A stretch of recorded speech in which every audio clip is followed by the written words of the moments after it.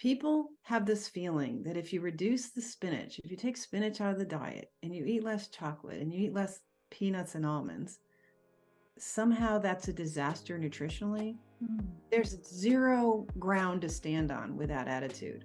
But urologists and nephrologists and doctors and even people with PhDs would dare to think that by reducing the amount of beets and spinach in your diet, somehow it's a nutritional travesty. It's not. You are a fabulous guest to this podcast, and it's perfect timing because I feel like my audience are ready for this conversation. It's a controversial one. So I guess I'll start by saying something that you have said in one of your presentations. I believe it was the Keto Mojo presentation that you did. And one of the slides were really great. And I thought, I've got to start the podcast with this. You said, let's do the conclusion at the beginning. Regular and repeated exposure to a toxic substance is toxic, right? And I thought I'd start with that because basically this conversation is about oxalates, plant oxalates, and that is the toxic substance that you are speaking of. So you've written an incredible book, which I have right here. So anyone who's listening, I'm just holding up my Kindle.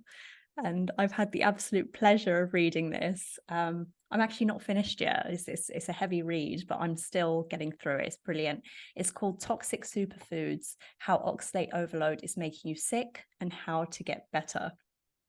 So basically, you say from your experience and from your extensive research that overconsumption of plant oxalates found in common health foods like spinach, chia seeds, almonds, beetroot, like all of the common healthy superfoods that we're encouraged to eat, actually contain high levels of oxalates, which, if they accumulate over time, can cause all sorts of health issues, such as kidney stones, joint pain, neurological issues, digestive problems. So I guess my first question to you, Sally Norton, is how much of a problem are oxalates? And because a lot of people would kind of listen to your work, or they'd read the book, or they listen to this podcast, and they would think, oh, okay, interesting. But then would be told by the mainstream media that we should be eating lots of spinach, and then we'd kind of forget about your message. So how much of a problem are oxalates? You know, you've hit the nail on the head with the fact that everything we're hearing is counter to this message. And so one exposure to hearing that oxalates are bad news is easily forgotten, easily ignored. And that's been going on for 200 years. Right. If you talk to my clients and followers about how much a problem this is, they will tell you this is the end all be all worst thing you could do to yourself is to poison yourself trying to be healthy and destroying your health.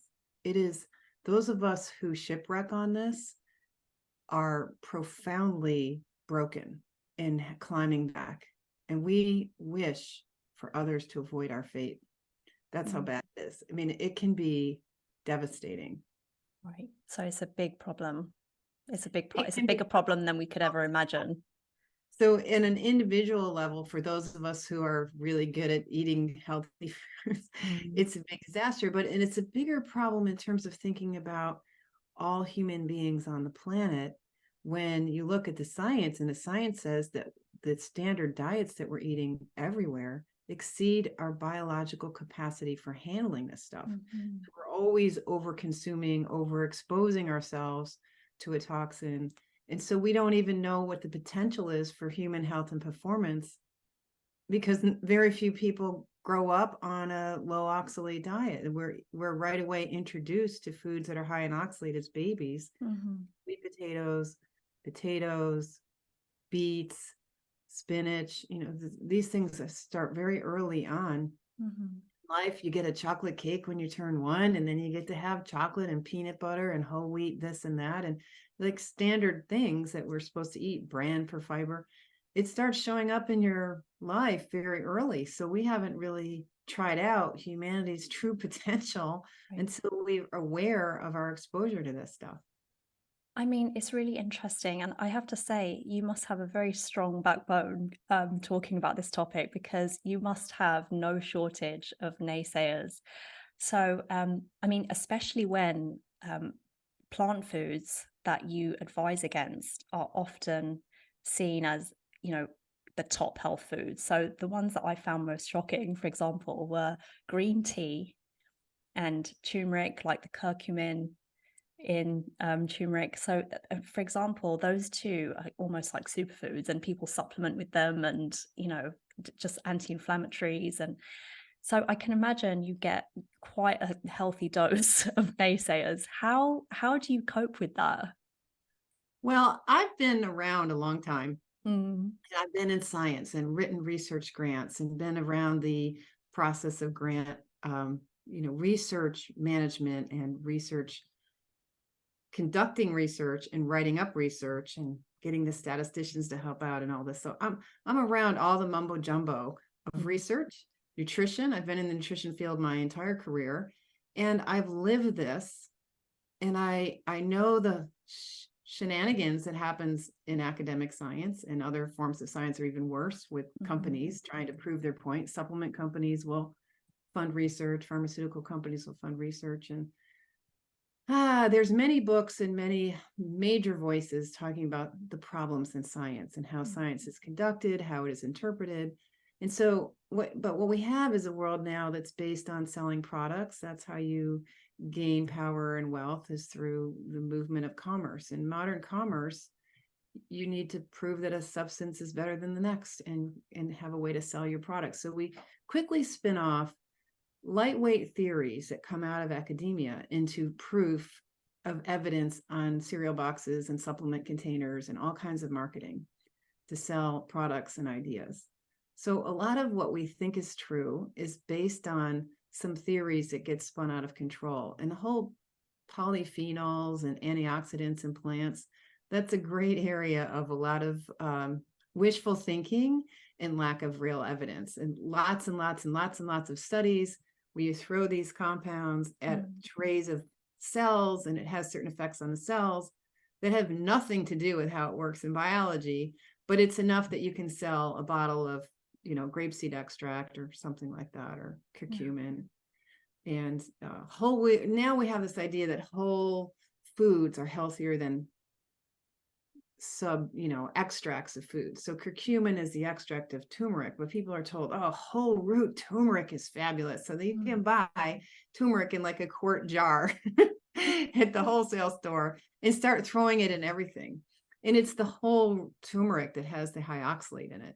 And mhm, actually the curcumin extract doesn't. So you reduce right, the toxicity of curcumin. But then if you go around like, do I really need all these plants and all these superfoods? The science isn't there to say you do. What we do now know about the polyphenols in plant foods is that they're so big and undesirable by the body that the body does everything it can to not absorb them. So they're never absorbed at all in situ in the way that they are provided by plants. And of course, plants make these things as defense chemicals partly too. I mean, they're not essential to the plants any more than they're essential nutrients to us. The plants need them to kill off, to discourage herbivores and to discourage infectious agents. They need them to do things like kill off other plants so they can invade an area, or they can compete well in the soil and the other places they're hanging out. So the plants need them. They're also a defense chemical. But what happens is, down in the colon, what's left of these, there's a lot of it there because they're not being absorbed, polyphenolic compounds, is the bacteria digest them and degrade them and break them down into smaller components. And some small fraction of that broken down material, maybe 5% of that, is absorbed. And then the liver treats them like a toxin and disarms them. And then the kidneys treat them like a toxin and remove them from the bloodstream quickly. So the body does not like to absorb or retain them or leave them, even in these fractionated forms, intact. right. So it's clear that generally, as a group, the body's not interested in them, doesn't try to retain them, and tries to discern them and excrete them. However, we do get the sense that there's probably some room for benefit of these things, and there may be some direct effects because of their toxicity that's sitting right there in your mouth or your stomach or something, that it triggers the cells to react in this defensive way and boost themselves up.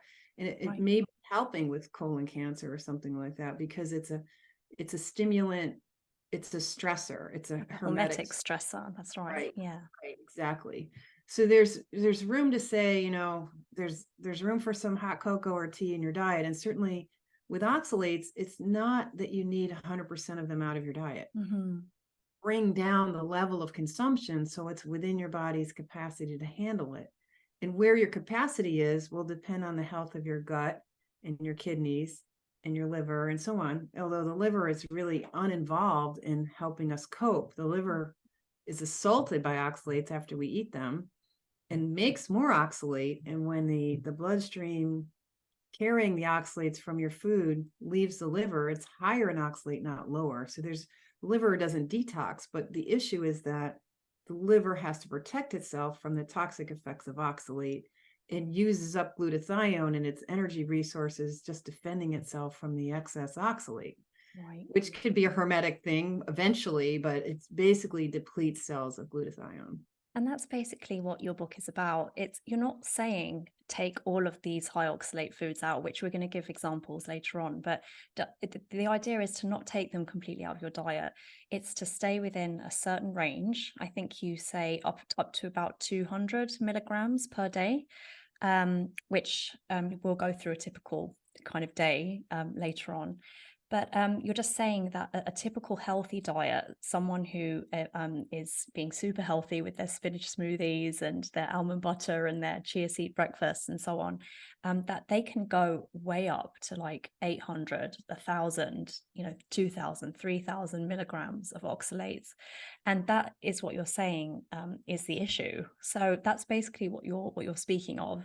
So there is some flexibility there, which I like. And I have to say, this topic, I even found it challenging because, I've been educated in a certain way and I'm on the functional medicine path. And I was just like, God, really? Like spinach, really? Like, is it really a problem food? So I found it challenging. But after reading your book, I was like, okay, so I think there's some, like you said, we're being taught a certain way, but who's to say that their interests are for us? So you start the book talking about Liam Hemsworth, which I think is very attention grabbing. And you basically say that Liam Hemsworth came out publicly saying that he had kidney stones from oxalate toxicity after he had his healthy diet of spinach smoothies and, all of the healthy foods that are high in oxalates. So it's great that it's come into the mainstream. So you must be really happy about that. Why haven't we known about oxalate in the past? Why do you think it's only just coming to light now? It's so interesting because we got relegated the oxalate problem to the kidney stone, because the oxalic acid and calcium come together in the body. You absorb oxalic acid from the foods. It gets calcium from your blood and your tissues, and your bones have to keep replacing that and becomes calcium oxalate. And when there's a lot of it coming through the kidneys, it stresses the kidneys. And some people have a hard time coping with that stress. They don't have all the mechanisms in place for preventing the kidney stones. But most of us, 85% of us can handle, the kidneys can handle it. But we've relegated the science just to kidney stones. And so we've been ignoring all the evidence that started in the early 1800s that oxalate is a problem for the general health, that it's a problem for the digestive system, it's a problem for the liver and the vascular system, it's a problem for nerves because it's very neurotoxic. It becomes a problem for bone health because it's leaching calcium and other minerals from the body. It's a problem for the immune system because not only do we have acute effects right after we eat it, because we're eating more than we can handle and excrete, it bioaccumulates very easily, especially start setting up little crystals like kidney stones can set up really tiny ones that are pretty invisible anywhere in the body. Where there's lots of vascular flow, like the eyes, are very commonplace for problems with oxalate. Not a tissue you want to mess with. Nobody needs to be wearing glasses and have cataracts and end up with glaucoma or other eye problems. Or, who wants to wear glasses? Come on. It's also, You you have a got cool high pair, I vascular suppose it's not so in your bad. mouth, right? Your mouth Yeah. has got vascular tissue coming into the jaw and the teeth. This is all calcium. This is bone to jaw and teeth. So that's attractive to the oxalate. The saliva glands concentrate the oxalate. So you have a fair amount of oxalate in saliva after meals. Usually about 4 hours after meals is when you see this peak all through the body of the oxalic acid roaming everywhere now. And then you've got areas where you've got injury because you just typed all day. So your fingers or wrists or something have worn out cells and broken tissue that you recover from. But that broken tissue and that inflamed or infected, any tissue that's undergoing issues like that, even just regenerating. So normally your cells will have a lifespan. They have to regenerate themselves. So cycles of life and death are constantly overturning your cells. And that life and death cycle is very vulnerable to oxalate sticking. So wherever you've got regrowth or damage, infection, good blood flow, there's potential for oxalate crystals to start collecting in the body. You said in a presentation, wherever you're vulnerable, that's where the oxalates tend to gather, which I found really interesting. But speaking of symptoms, I know that you had quite some serious symptoms, and this is what kind of started your journey to, kind of talk about oxalates and go down this rabbit hole. I mean, what sort of symptoms did you have that made you kind of do this? Well, when it finally broke through, what was clear at the end when I finally saw the light was that my lifetime of arthritis was connected to my healthy diet. That was a shocker because I Interesting. really struggled. And some of those arthritic symptoms started when I was 12. And I told my grandmother I was having these pains. She says, "Oh, that's growing pains." So I was immediately, in my family, you do not talk about your problems. So, immediately told to not discuss this. Although later my father became my confidant about my arthritis and other issues all through college and so on. And now I believe in retrospect, he was a sympathetic ear because he was suffering with a similar problem, I think for the same reason. He too grew up on beet greens and chard and loved them. He's the one who taught me to put vinegar on the beet tops and loved, I was the only kid who would eat that stuff. Yeah. From a very young age, like that's pretty good. Like, Oh yeah. that's what we would think now. Like, oh, that's good. It as a little like preschooler. Like if mom whipped out the yogurt, nobody else would want it, but I wanted it. If she whipped out the pickled herring, I wanted that. I love the vegetables. I would eat 2 or 3 servings of the main dish and skip the ice cream because I now needed to go play. I was into real flavors and food. My family cooked from scratch. My mom and her mom cooked from scratch. And so I just liked food. I like gardening. And that's partly my love of food and gardening added to my interest in health and nutrition. But my family, my mom's side of the family was very clear that food mattered a lot and it mattered to your health and well-being, and home cooking was frugal and appropriate. So I've been into it. I mean, I literally as a kindergartner was already preaching whatever they taught us in school that we were supposed to do, because I do think my symptoms started before age 12, but my recognition of any connection didn't even begin until I was 49. Wow. Yeah. And now I'm on the verge of turning 60. And I'm finally figuring it out. I lived long enough to start climbing out of this desperate hole of problems. So the arthritis was not pleasant. I mean, there were times that my fingers and pieces were just obviously swollen up. There was a time when I was 19, I was trying to unlock the door to my parents' house to get in from being out late. And I really didn't have the strength to turn the key. It took both hands and a Yoda-like focus, because it's 1:30 in the morning and I didn't want them to know how late I was coming in, to turn the key. That's how arthritic I was. Yeah. At age 19. Wow. So can I ask, the symptoms of oxalate toxicity are so varied. So digestive problems, neurological problems, fatigue, kidney issues, and and there's a whole list in your book. And really, that there are several symptoms that I could pick out that I have, and I'm sure anyone who is reading the book would be able to do the same. Like that, it can apparently, according to your book, it can cause a whole range of symptoms. Um, how come for yourself it was so intense, whereas for someone else it would be almost unrecognizable? How come for some people it's such a problem? Do we all need to worry about oxalates, or is it only for certain? Only some of us are predisposed to being affected by it?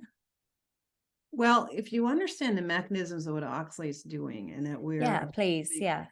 like 5 or 10 to 15% bare minimum of oxalic acid coming in, but you're eating, when you're eating foods with oxalate in them, you're eating oxalic acid, and you're typically eating calcium oxalate crystals, which are not absorbed. But those crystals have electromagnetic potential to harm membranes, but even worse, they're very sharp.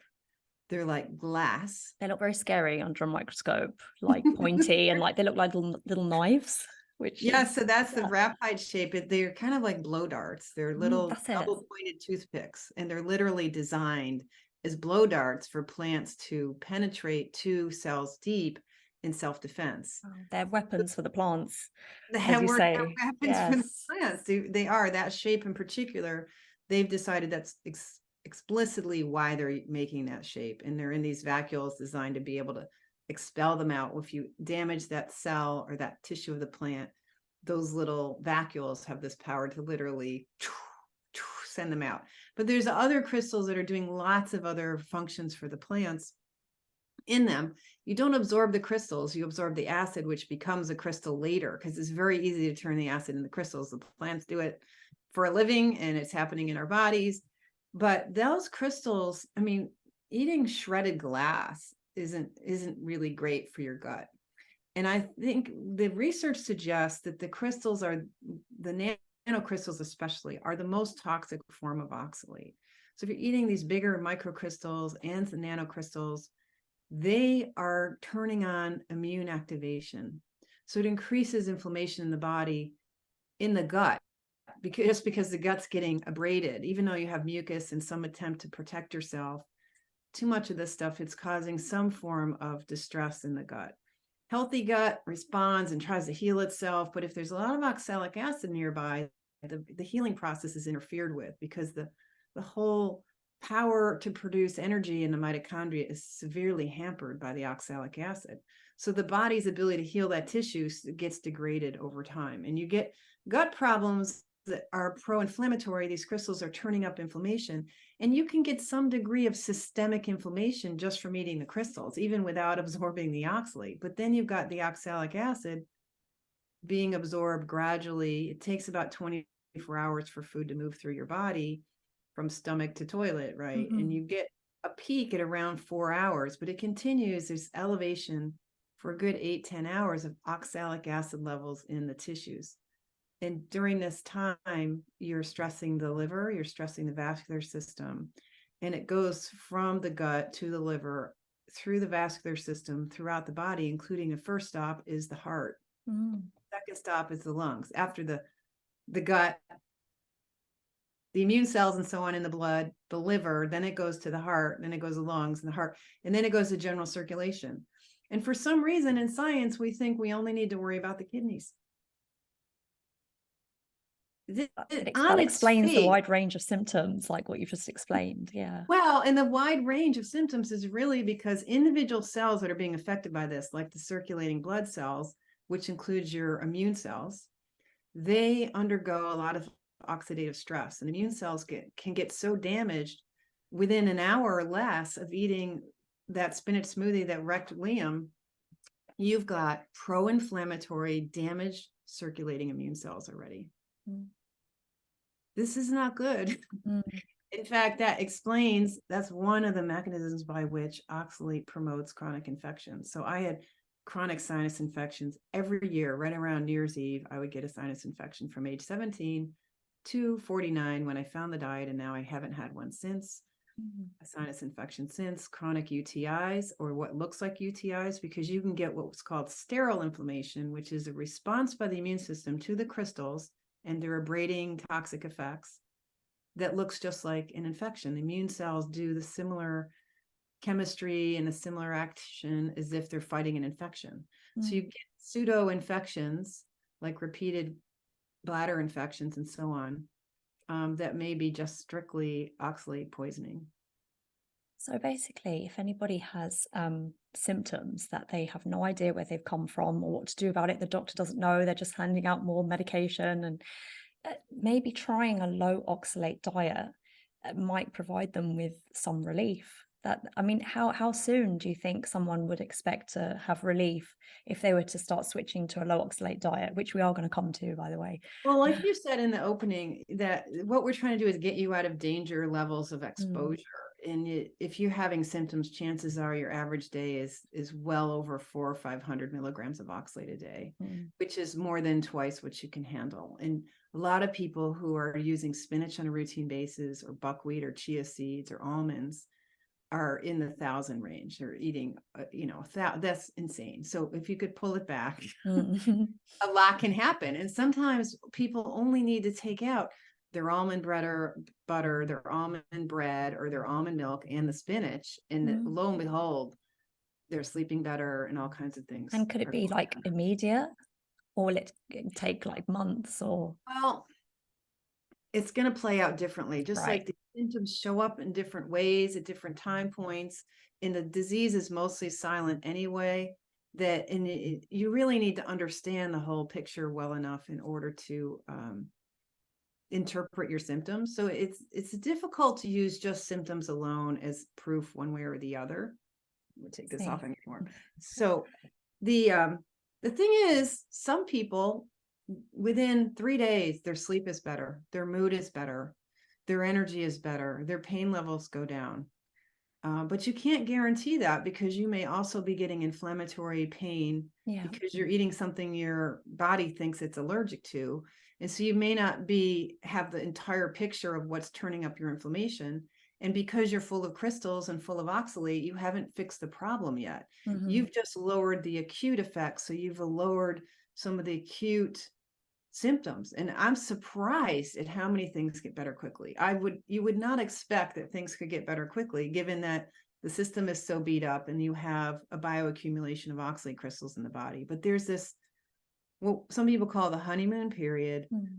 where this body hasn't quite turned around and gone, oh, you stop eating this stuff? You mean now I can get rid of this junk that's been collecting in this cell and this tissue and this tendon and this thyroid gland and this eyeball, wherever it is, which is a little bit everywhere, chances are, for a lot of us. There's a little moment of pause between you're lowering that acute exposure. So after each meal, you've got this big spike in acute exposure, and you have overlapping spikes because you're eating multiple times a day. You take away those daily spikes, and there's a little moment of peace that lasts a good Mm. 3 days. So you're going to So, get yeah. you should see 3 days minimum of like, whoa, things are a little better. I feel a little perkier. My sleep's a little better. I'm not as grumpy. My wrist doesn't hurt as much. I'm typing better. My neck isn't bothering me as much. Something, you'll see Mm. something improve. So let's talk about the high oxalate foods first. What would you say are the top high oxalate foods that we should know about? What are the worst offenders that you see out there? I'd say it's almonds and spinach, because Right. they have this grand reputation, and Hmm. people feel that they can eat any quantity of them in any frequency, and they start over relying on them as their trump card for being healthy and being efficient. And they can buy giant piles of them now. You can get these giant sort of clamshell boxes at the big stores, and you can get almonds in all kinds of ways, and buy the flour and the butter and the this and the that, and you can get these muffin mixes and all kinds of products full of almond flour. You can get chips full of nuts and so on. So it's just too much. I think the nuts are incredibly hard for your digestive tract. They're particularly poisonous in many ways, because plants have many problematic compounds in them, especially nuts and seeds, which are trying to be dormant and protect themselves and survive a number of years before they have the perfect opportunity to become the next tree, the next plant.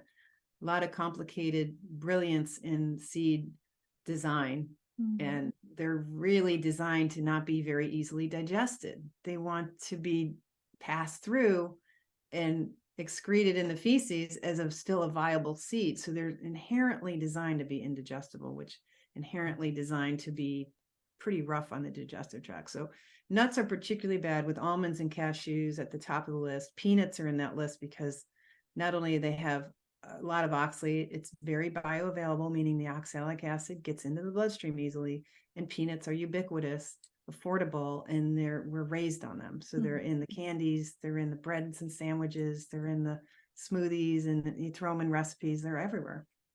Even though there's fear of peanut allergy, peanuts still popular. So those would be like the nut thing. You got to get over being nutty over nuts. And then the spinach nuttiness, like cut out the spinach. We've had great science on spinach being a problem, especially for children, since the 1920s. Wow. And there was a series of pretty convincing studies in the 1920s and 30s that demonstrated very clearly that eating spinach or feeding spinach to rats or children caused soft bones, poor growth, reproductive problems, calcium deficiency, that led to the soft bones and other problems with mineral imbalances and deficiencies. That the science was there. We just canceled it. Right. There was a powerful guy who worked at like Case Western, and he got hired by the Medical Association to write for their nutrition journal thing that they'd had back then in the 1930s, who said, yeah, we know that spinach is devastating to both calcium and iron status, but hey, it's a leafy green, so we'll just leave it as a leafy green and we won't call it out. Wow. God, it dates back all the way back to those times. Like there's been the kind of not cover up, but just not mentioning it and not bringing it to light. It's just been kind of ignored and put to the side. That's crazy. I'll tell you the food that I'm most upset about, and I'm sure you get this a lot. Chocolate. You say chocolate is high in oxalates. That breaks my heart. Like literally breaks my heart. And I know a lot of people out there listening will feel the same. I mean, even dark chocolate, the darker, the higher the oxalates, right? That's right, because it's in the cocoa fraction. It's in the brown part, not the fatty white part that you take out when you have cocoa. When you make dark chocolate, is less sugar. It's just the pure cocoa powder.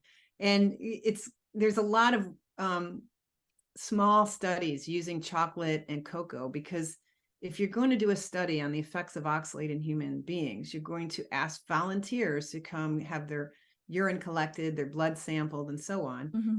What food are you going to give them? Are you going to give them a plop of spinach, or are you going to give them hot cocoa and a piece of chocolate?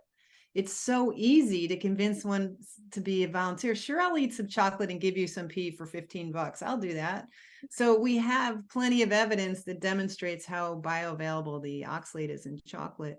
And chocolate's another thing where in the polyphenol world, cocoa and tea are actually one of the few foods that looks like there may be a benefit to the types of polyphenols in them. That's what we're told, and that's what we're told. It doesn't mean that it's not the case. That I think you're saying. It doesn't mean that don't have good things. It's just that they're ignoring the bad things. They're ignoring the bad things. Oxalate being the worst, and then cadmium and lead and mold, and then of course the human rights problem with the way it's grown and collected, and people who actually grow it don't have good lives. There's those things too. And I think that does matter, because eating is a spiritual thing that connects us with nature and mankind. Food has always been a communal community kind of activity. And if we're willing to eat foods on the backs of the poor in the wealthier nations, that's another level of unconsciousness about what we're doing to ourselves as a species. Absolutely. So, but that aside, chocolate is laced with toxins because this stuff is hanging around on the dirt floors and outside, and it collects these contaminants. But oxalate in the cocoa is quite serious. But in the fat part, there's no oxalate at all. Fat does not retain oxalate because it's a polar molecule that doesn't hang out with the it doesn't hang out with the fat. So would you say cocoa butter is the cocoa butter is got no oxalate. Perfect. So you can play around with that. Yeah. And I think some of the studies on the polyphenols use the cocoa butter. So you're not necessarily missing out on all the polyphenols either, if you believe in that stuff. I personally think that those are still very questionable and optional. It's like Mm. people now think that somehow they get supercharged, or you get permission to be a little sloppy in your nutrition because you're doing a superfood thing. It's just like parents bribing their kids they can have ice cream if they eat their spinach. You're Mm. bribing yourself that, oh, you can have, if you chocolate's okay, it's good for you, and then you get to have your cake and eat it too, so to speak. So we play these little mental games, and so just getting down to the more simple facts of do how critical is that in nutrition? What you really need from your food is nutrients and low toxicity, not some fancy magic superness. What you need to be is well nourished and not toxic. If you are well nourished and not toxic, your cells will be fantastic and don't need a lot of hermetic stress from compounds. And you can, if you like hermetic stress as a way of, supercharging your life, you have running and exercise and sauna and cold plunges and just life has this hermetic stressors. That's what how you get bones and muscles to develop from exercise. You're stressing out the tissue, and that tells the body, ooh, let's get better. And so there's plenty of that available to you with or without these plant compounds. So I suppose anyone saying to you, because I imagine you get this a lot as well, people saying, well, if I reduce my high oxalate foods, then I lose the diversity in my diet. Um, I suppose you get that a lot. So I suppose to anybody who kind of criticizes the diet in that way, I suppose you'd say, well, you don't need that diversity that you were led to believe that you actually need.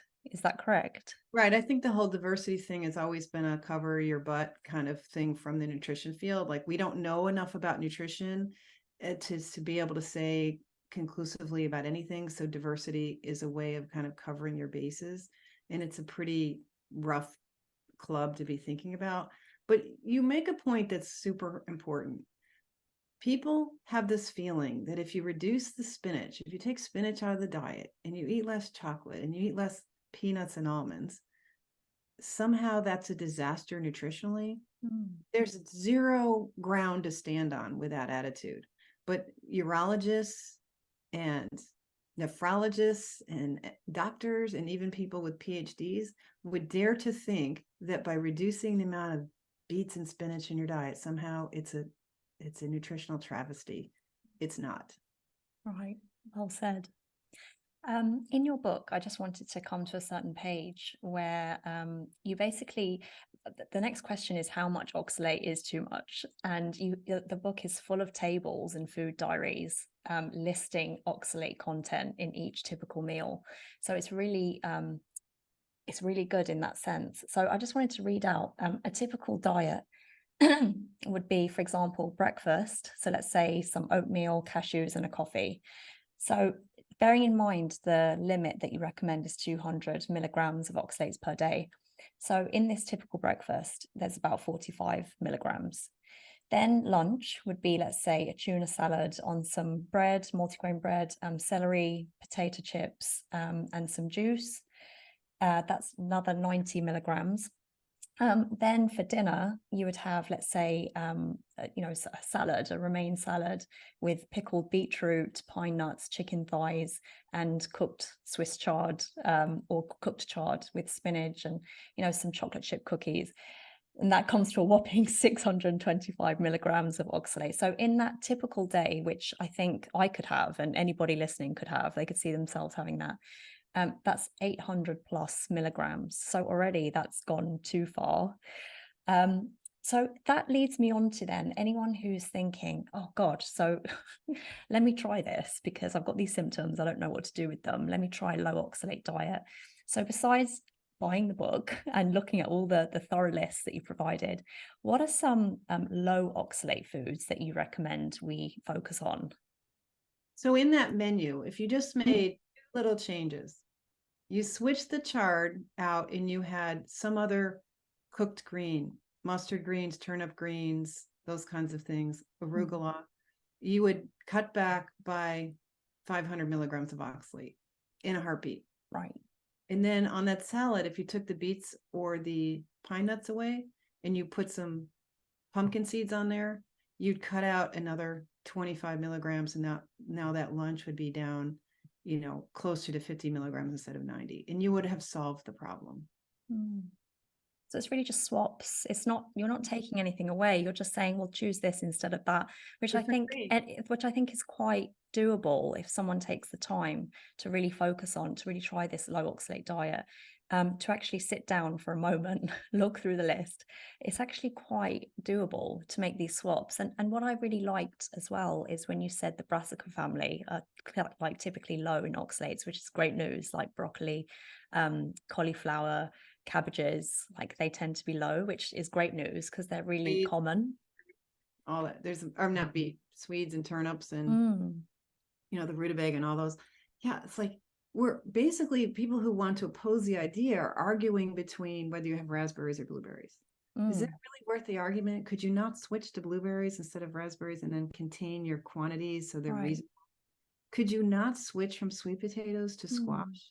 What is the big argument about? Why yeah. is that so tragic? It's simple.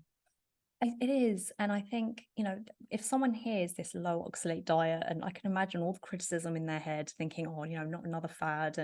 But really, if someone really wants to be serious about solving their symptoms, then just trying it and making these small swaps really doesn't take much effort, and it's worth finding out. Like, just find out, just try it and see what happens. I think there's nothing difficult about that.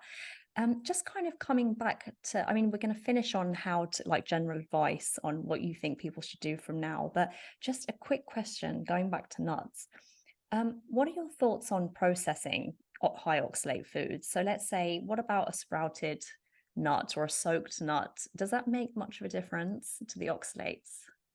It's interesting because we don't have a lot of science to be certain about this, but it looks like what's happening with nuts and seeds is that a great deal of the oxalates are in the calcium oxalate form, which is considered insoluble, which is harder to absorb. And a certain amount of it is in crystals.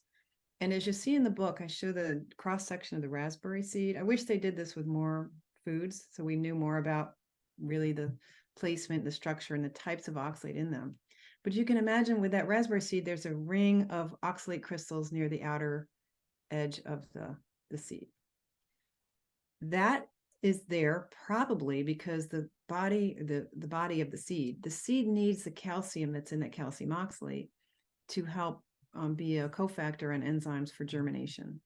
So by soaking it, you start breaking down the calcium oxalate crystals, which are insoluble and not absorbed, to soluble oxalates that are absorbed. So by soaking, you may increase the bioavailability, that is the amount of oxalate that gets into your bloodstream. Right. So is there any processing, like thinking about cooking, freezing, smashing, fermenting? Is there anything that does reduce oxalates? Well, fermenting might bring it down by as much as 30%, but usually it's more like 10 or 15%. Right, But if that's you're good. looking at a food that's high in oxalate, taking something that has 900 milligrams or 500 down by 5 or 10% is meaningless. Meaningless because we're not getting anywhere near that 50 milligrams per meal, which might be the safe amount. So it has to be a food that's already in the middle. So if you take tea and you turn it into kombucha, tea is sort of in the middle, that brings it down enough.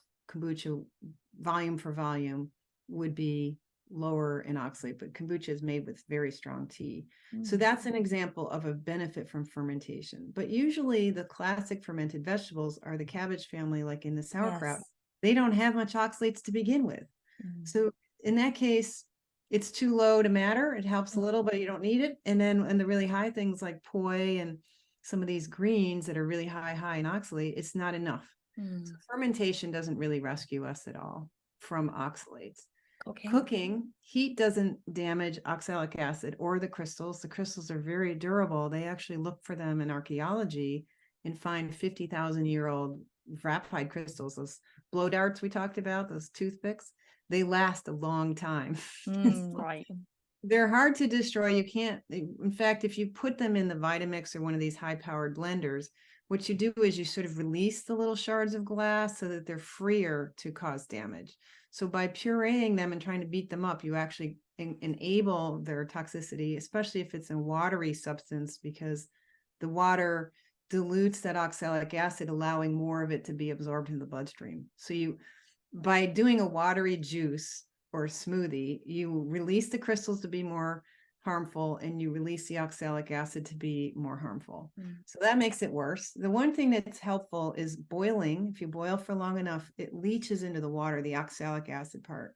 And even some of the insoluble oxalate will leach into the water. So you have to throw out the water. So making soup doesn't work because you retain the water you're cooking it in. But if you're boiling broccoli, you can bring broccoli down as much as half. And that's good. Broccoli is a little bit on the high side. And if you like big portions of broccoli, you really need to boil it, which of course cooking makes vegetables more digestible, breaking down the cell walls and making it more possible to get something out of them. So generally, apart from boiling, what you're saying is, look, high oxalate is high oxalate. So just, when it comes to the low oxalate list, just stick with that and try that and, see if anything changes. Don't worry about the processing. It's all the same, apart from boiling, obviously. So just to kind of round this off. So the low oxalate program, which is how you finished the book, what is the low oxalate program? Is there anything, what do you advise to people who after this, they want to start making some changes? What are your top tips going forwards? Well, one, step back, take a deep breath, and think about the list of high oxalate foods and which ones you're ready to switch over, and start getting a sense for what are the low ones to start buying. And, have a little list of low oxalate foods in your head or on your phone or in your purse, so that you can double check when you're at the grocery store or you're ordering something in a restaurant. Like, yeah, I think I'll learn how to cook with a turnip and a cabbage this week, and start playing with those low oxalate foods and get comfortable with them. If you're really committed to having a lot of vegetables in your diet, you can continue to do that. If you're vegan or vegetarian, you can continue to do that if you just start learning about where the high oxalate foods are. And you don't want to be too aggressive and go too fast. So you can kind of bumble around, but you need to find some way to keep the intention in your heart and in your behavior so that you can carry through with this, and maybe take some notes about what you're doing and why, and make some notes about when you're making changes, and start thinking about the why would be what things do you want to see improve over time. And so keeping your heart invested in the process, because as we started out, you're going to be made, you're going to lose your whole intention for doing this very quickly. You're going to hear how great cocoa is, and you got to have some hot chocolate, and you got to have this, or you're going to go slip into your habits. With me, my love was the sweet potato. I've been relying on sweet potato as my main starch for at least one, if not 2 or 3 meals a day for years. Wow, that's a lot. That's a By lot. anyone's standards. That's a lot.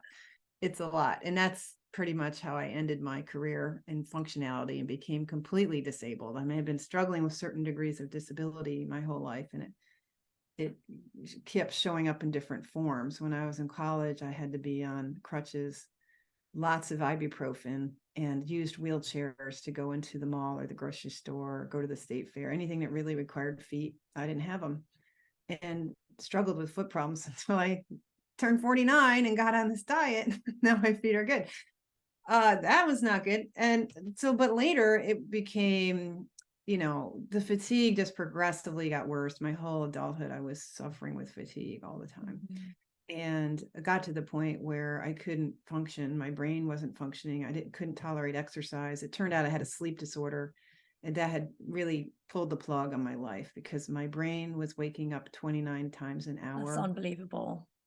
And I was still trying to write research grants and still function doing that and do budgets, and with enough force of will. Those of us who've been struggling with these things, we've developed ways to just force ourselves to be functional and productive.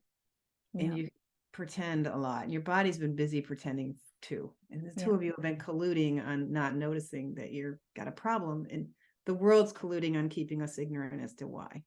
Yeah.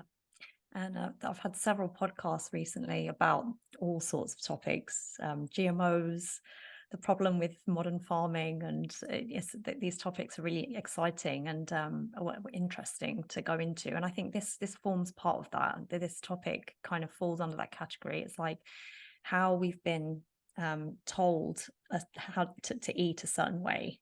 and how we all believe it without really questioning it. And I just love that you've come in with a different perspective, and you're just kind of educating us on the alternative. And I love that you've given people an option where they can actually help their symptoms, and it gives them power. You've empowered a lot of people, I think, just to kind of not take medication, to just try a diet and see if it works. So what is the future for yourself and for Oxalates? How do you see things going? Well, I think we're going to, in my lifetime, if I don't get knocked off, we're going to see oxalate emerge as an obvious problem. Right. We're going to start seeing people choose better baby foods and choose better ways of feeding ourselves. I think it is exactly what you're saying about it's such a different perspective. It basically turns your brain inside out and forces you to start over and forces you to see reality is telling us that our belief systems aren't holding up. The reality of my health problems being so severe for so long and then getting so drastically better so quickly just because I quit eating sweet potatoes and chard. Literally, that was the changes I needed. Yeah. And that knowledge was the distance between suffering and having a life. Yeah. And that's enough to get your attention. And it does give you that spine. It does give you that sense of confidence. So you do have the power that you're just saying. You get the power of knowing that your body is part of biological reality, that your experience is so real. You can't be drug over the coals from age 12 to age 49 and not have it be meaningful when you finally get the answer. And everybody needs that power in their lives where you suddenly aren't needy. You don't need all the doctors and all the healthcare and all this, as many supplements, or you don't keep thinking of yourself as defective and just bound to age and fall apart. You can really stop the aging curve and really feel yourself get younger if you stop poisoning yourself. And it is a point of power. So I'm hoping that there's so much enthusiasm for those of us who are seeing it in our lives, who are sharing it for their grandchildren's sake, their children's sake, their friends, their neighbors, the random guy at the grocery store, that there's a grassroots movement that is going to compel people to at least learn the word oxalate. Yeah. And try it. Give it a try, Give it a try. Yeah. A week or two or a year even without Swiss chard, spinach, and sweet potatoes, you can do it. Absolutely. Where can people find you? Find me at my website, which is sallyknorton.com. That's the best place to start. You can write to us there. I am on Instagram. You can find some posts there, but definitely check out my website. And there you can find a cookbook. It's just a PDF download with about 182 recipes in there, including lots of vegetables, what to do with a cabbage and a rutabaga and a turnip. And like, these are what I call the uncool cats in the grocery store. People don't even know what to do with them anymore. So give tips there. Yeah, it's a lovely excuse to experiment in the kitchen. Yeah. It is actually. It does open up like, oh, something fresh and novel to play with. Lovely. Well, this is a fab conversation, Sally. It's been such a pleasure speaking with you. And I think there's, no harm at all experimenting with, the no oxalate diet. And anyone listening, they should certainly buy the book. It's full of information and it really does challenge your belief systems in a positive way, I think. So thank you so much. It has been fabulous. Thank you. It's a great pleasure. Thank you.